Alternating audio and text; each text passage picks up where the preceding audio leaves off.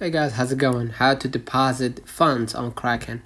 So first of all, log into your Kraken, right? And navigate towards the arrow thing right here at the bottom middle.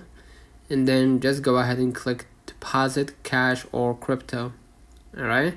And then basically select the currency. Let's say for example, I'm using Canadian dollars, right?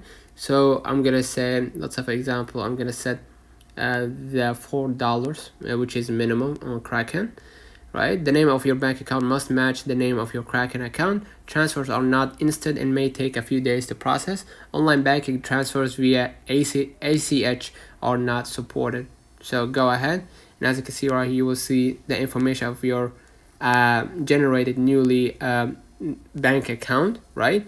And you're gonna use that bank account to transfer from your bank account, from your local bank account to that bank account, and then hit done to basically confirm that you're gonna deposit that amount of money. And you could apply that to different cryptocurrency, different currencies. So that's all in the comments. If this video helped you, don't forget to like and subscribe. Thank you for watching.